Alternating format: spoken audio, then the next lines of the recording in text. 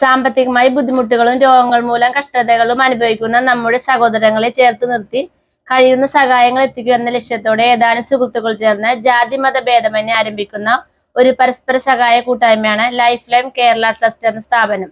സ്ഥാപനത്തിന്റെ ഉദ്ഘാടനത്തിന് മുന്നോടിയായി പത്രസമ്മേളനം നടത്തി.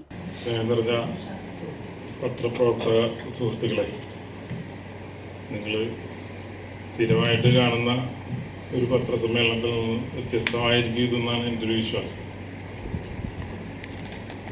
ഞങ്ങൾ കഴിഞ്ഞ ഒരു 1.5-2 വർഷമായിട്ട് മനസ്സിൽ കൊണ്ടു നടക്കുന്ന ഒരാഗ്രഹം അത് പലവട്ടം ചർച്ച ചെയ്തു.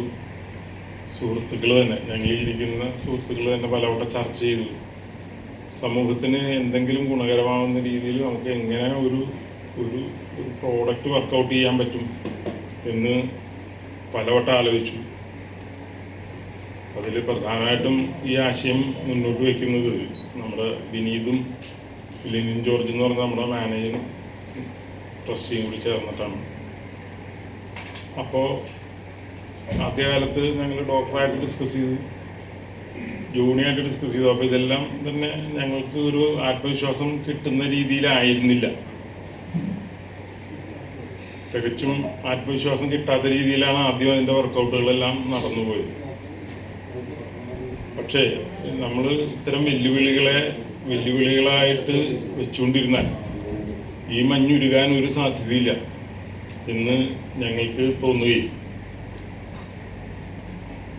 അതിൻ്റെ അടിസ്ഥാനത്തിൽ ഇത്തരം നമ്മൾ ഉദ്ദേശിക്കുന്ന മാതൃക, ഒരു മോഡൽ എവിടെയെങ്കിലും വർക്കൗട്ട് ചെയ്യുന്നുണ്ടോ എന്ന് അന്വേഷിച്ചപ്പോൾ ഫോട്ടോഗ്രാഫേഴ്സ് യൂണിയൻ ഇത് മനോഹരമായിട്ട് നടത്തുന്നുണ്ട്.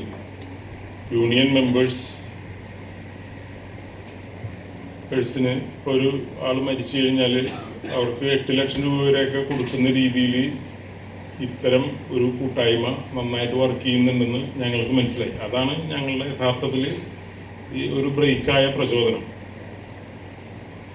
അപ്പോൾ എന്തുകൊണ്ട് നമുക്കൊരു യൂണിയൻ ബേസ് ചെയ്ത് നടത്തുന്നവർ ആ യൂണിയനിലുള്ളവർക്ക് ഉപകാരപ്പെടും.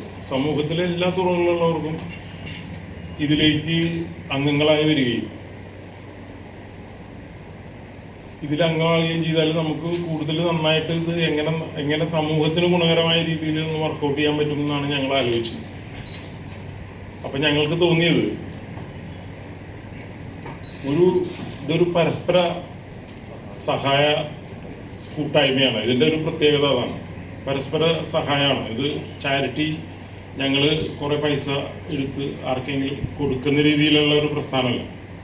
അതായത് ഒരു കുടുംബം ഒരു മാസം 100 രൂപ വെച്ച് കൈത്താങ്ങെന്ന് പറഞ്ഞ് ഞങ്ങളുടെ പദ്ധതിയിലേക്ക് ഇടുന്നു.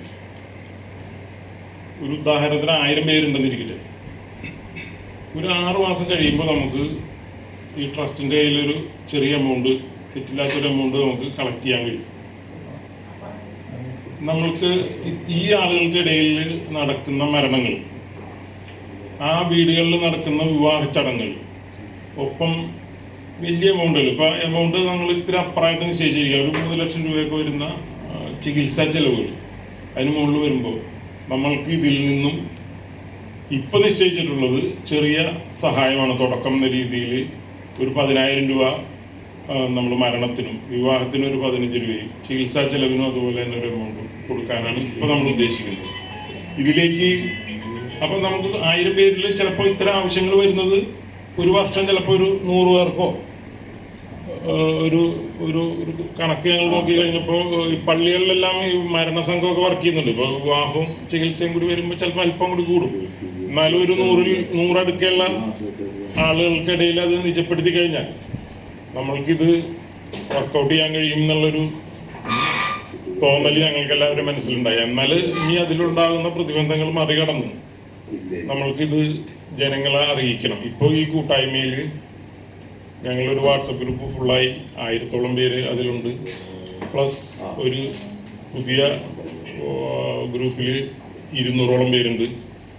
പിന്നെ തീരെ എയിലിംഗ് ആയിട്ടുള്ള ആളുകളും, പ്ലസ് പേരൊന്നും ഞങ്ങളുടെ പബ്ലിഷ് ചെയ്യേണ്ടെന്ന് പറയുന്ന നല്ല മനസ്സുള്ള ആളുകൾ ചേർന്നിട്ടുള്ള ഒരു ഗ്രൂപ്പ് വേറെ ഉണ്ട്. അപ്പോൾ അവരും എല്ലാം ചേർന്ന് 1300-ഓളം ആളുകൾ ഞങ്ങളുടെ ഇപ്പോൾ ഈ വാട്സപ്പ് ഗ്രൂപ്പിൽ അംഗങ്ങളായിട്ടുണ്ട്. ഇത് ഒരു വ്യക്തിയല്ല, ഇതിൽ നമ്മൾ പ്രൊട്ടക്ഷൻ കൊടുക്കുന്ന ഒരു ഫാമിലിക്കാണ്. അപ്പോൾ ഒരു 4 അവരുടെ കാർന്നമാരുണ്ടെങ്കിൽ 6 പേരോ വരെ വന്നേക്കാം ഇതിൽ ഒരു ഫാമിലിയിൽ. അത്തരം അംഗങ്ങൾക്കാണ് നമ്മളിത് കവർ ചെയ്യാൻ ഉദ്ദേശിക്കുന്നത്. തികച്ചും സത്യസന്ധമായിട്ട് ഇത് ഓപ്പറേറ്റ് ചെയ്യും എന്ന് ഞങ്ങൾ ഉറപ്പ് തരികയാണ്. ഇത്തരം ചിന്തകളുള്ള ആളുകൾ ഞങ്ങൾ കുറച്ച് പേരെ കൂട്ടിയപ്പോൾ ഡോക്ടർ അതിൽ അംഗമാണെന്ന് പറഞ്ഞു. നിങ്ങൾക്ക് എല്ലാവർക്കും ഓൾറെഡി അറിയാം, ജോണി ഒത്തിരി നല്ല ചാരിറ്റി പ്രവർത്തനങ്ങൾ ചെയ്യുന്ന ആളാണ്. അദ്ദേഹം അതിൽ അംഗമാണെന്ന് ഞങ്ങളോട് പറഞ്ഞു. അങ്ങനെ 15ഓളം പേര്. പിന്നെ ഞങ്ങളുടെ ഓഫീസ് ഫങ്ഷൻ ചെയ്യുന്നത് ഇപ്പോൾ തൽക്കാലമായിട്ട് ഈ ജോബി എന്ന് പറയുന്ന ഈ കുട്ടിയുടെ വീട്ടിലൊരു മുറി ഞങ്ങൾ സാമ്പത്തിക പ്രതിസന്ധി കൊണ്ട് ആ ഒരു മുറി പെയിൻ്റൊക്കെ ചെയ്ത് ബോർഡെല്ലാം വെച്ച് അതാണ് ഇപ്പോൾ ഓഫീസായിട്ട് ഞങ്ങൾ താൽക്കാലികമായിട്ട് ഫങ്ഷൻ ചെയ്യുന്നത്. അപ്പോൾ എന്തുകൊണ്ടാണ് ഇങ്ങനെ ഒരു ഉദ്ഘാടന ചടങ്ങെന്ന് സ്വാഭാവികമായിട്ടും നിങ്ങൾക്കൊരു സംശയം വരാം. ഇതിപ്പോൾ ഡിസംബർ മാസത്തിൽ നമ്മൾ രജിസ്റ്റർ ചെയ്ത സ്ഥാപനമാണ്. ഒരു ട്രസ്റ്റായിട്ട് ഇത് രജിസ്റ്റർ ചെയ്തിട്ടുണ്ട്. അപ്പോൾ എന്തിനാണ് ഇങ്ങനെ ഒരു ഉദ്ഘാടന ചടങ്ങ് എന്നുള്ള ഒരു തോന്നൽ നിങ്ങൾക്കുണ്ടാവാം. ഈ ഉദ്ഘാടന ചടങ്ങ് ഞങ്ങൾ നടത്തുന്നത് ഇത് കൂടുതൽ ജനങ്ങളിലേക്ക് എത്തട്ടെ, കൂടുതൽ സാധാരണക്കാരിലേക്കും പാവപ്പെട്ടവരിലേക്കും എത്തിച്ചേരട്ടെ. അങ്ങനെ എത്തിച്ചേർന്ന് കഴിഞ്ഞാൽ നമുക്കിതിലേക്ക് കൂടുതൽ അംഗങ്ങളുണ്ടാവും. കൂടുതൽ അംഗങ്ങളുണ്ടെങ്കിൽ നമ്മൾക്ക് കൂടുതൽ സംഖ്യ നമ്മൾക്ക് ഇതിലേക്ക് കൊടുക്കാൻ നമ്മൾക്ക് കഴിയും. ഒരു സഹായധനമായിട്ട് കൊടുക്കാനായിട്ട് നമ്മൾക്ക് കഴിയും. അങ്ങനെ ഇത് ഇമ്പ്രൂവ് ചെയ്ത് കൊണ്ടുവന്ന് നമ്മുടെ ഈ സമൂഹത്തിൽ കഷ്ടത അനുഭവിക്കുന്ന, യഥാർത്ഥത്തിൽ ഞാൻ ഇതിൻ്റെ ആദ്യത്തെ മീറ്റിംഗ് കൂടിയപ്പോൾ ഇതിൻ്റെ ചെയർമാൻ എന്ന രീതിയിൽ ഞാൻ പറഞ്ഞത് ചാരിറ്റിയിൽ എനിക്ക് വിശ്വാസമില്ലാന്ന്. അത് ഞാൻ വീണ്ടും ഇപ്പോഴും പറയാം, ചാരിറ്റിയിൽ വിശ്വസിക്കാത്ത ഒരാളാണ് ഞാൻ. പക്ഷേ എന്തുകൊണ്ട് ഇങ്ങനൊരു ട്രസ്റ്റിൻ്റെ ചെയർമാനായി എന്ന് ചോദിച്ചാൽ എനിക്ക് കൃത്യമായ ഉത്തരവുണ്ട്. സ്വാതന്ത്ര്യം കിട്ടി ഇത്രയും കാലം നമ്മൾ ഈ രാഷ്ട്രീയ കുളത്തിൽ നീന്തി എല്ലാത്തരം പൊളിറ്റിക്കൽ പ്രക്രിയകളുടെയും നമ്മൾ കാണാത്ത രാഷ്ട്രീയ വൈചിത്ര്യങ്ങളും